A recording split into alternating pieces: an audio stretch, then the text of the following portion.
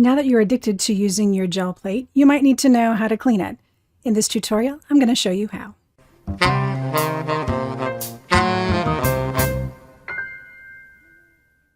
Every technique video is narrated live while I'm doing the technique, so you're getting a real-time view of how the whole process works. Pull out the supplies I'm using today and join along. You can create right along with me, pausing when you need.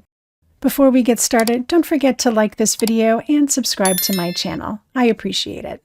Technically, it's not necessary to clean your gel plate. You can take this and put some paper on top and on the bottom, or put the carrier sheets that it came with and put it right back into its container to store it for future use. You do not need to clean this, and the next time you print, some of this goodie will come up on your new prints and look amazing. However, if you don't think this is something that you're going to want for your next print set, or you just like to have it nice and crisp and clean, or you're not going to use your plate in a while, you're going to want to clean this up. So the first thing that you're going to want to do is take that sheet that you've been brayering off on and try to get any excess off to create and have a really fun piece left over to work with. And as you can see, I am getting some bits and pieces here, but it's probably not all going to come up. It's pretty dry on here right now. So you can go through and pull up as much as you want.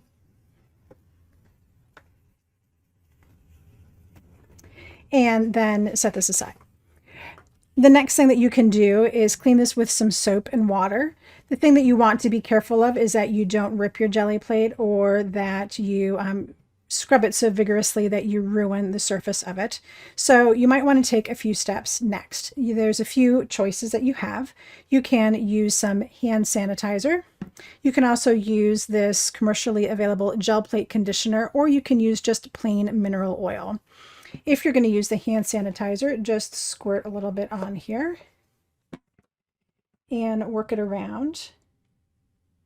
As you can see, it's breaking up that paint with no problem. And it's also cleaning your hands at the same time.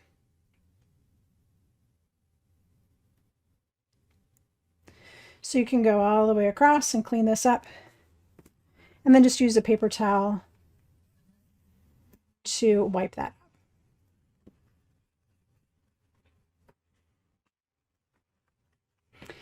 If you're going to use the gel plate conditioner, it's very similar.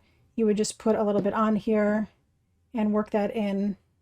And instead of melting the paint, it's going to peel it up.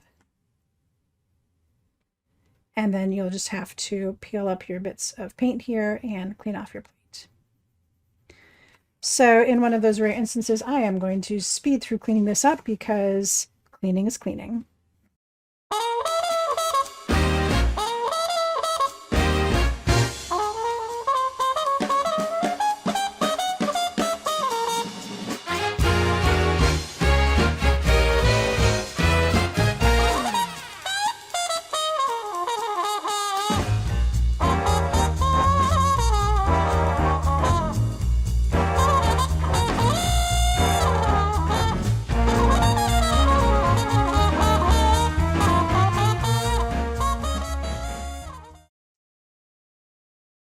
Once you have this cleaned up, you may want to check and make sure that you don't have any little bits left over, like little bits of paint, that when you put your top on it, that it's going to smush into the gel press. This is made out of a mineral-based material that if you leave something sitting on it too long, it will make a permanent impression in the plate, and you won't be able to ever recover that. So one thing that I like to do, my favorite way to clean is with the hand sanitizer, but one thing that I do like to do afterwards is to give it a coat of either mineral oil or the plate conditioner. Like I said, because this is made of a mineral oil-based product, I kind of like to put this on here to give it that nice conditioning, so that way when I peel it off of its carrier plate next time, it's really ready to go, and it's nice and soft and smooth. And then I just wipe it off with a microfiber towel. I think it's important to not get little fibers left over from a towel or paper towel. So this also helps get any residue off. And there you go. So now when we talk about storing this, we do not want to store it on a cutting mat like this or on a tabletop or anything, because some of the oils from this, the mineral oil that it's made of, will leach out over time and can discolor the spot that you've left it on. So you always want to put your plate away. Now there's two ways you can do that. You can, if it came with carrier sheets like this one did, the plastic sheets, you can just put those sheets right back on. And when I do that, I try to make sure that I get as few bubbles as possible.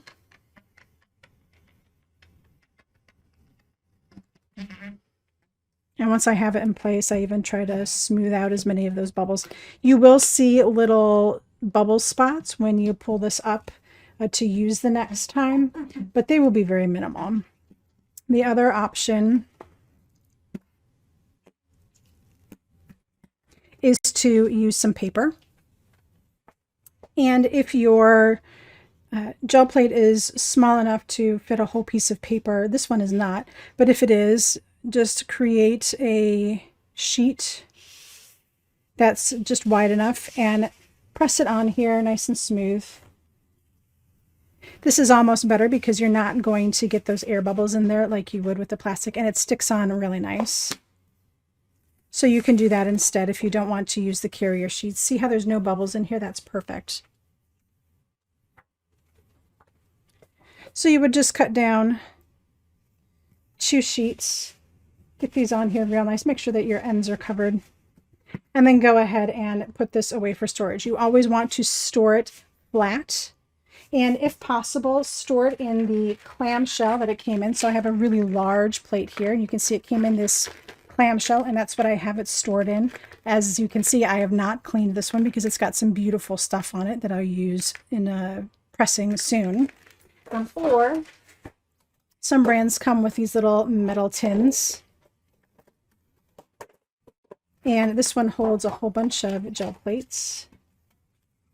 And so once my paper is cut down to size, of course, this is going to fit in here perfectly, and then I can store it nice and flat, and I don't have to worry about any of that oil leaching out onto my tabletops. So now that you know how to clean up your gel plates, they should last you for a long, long time and give you lots of enjoyment in fun, crafty experimentation. Thank you so much for spending a little time with me today. And until next time, happy crafting.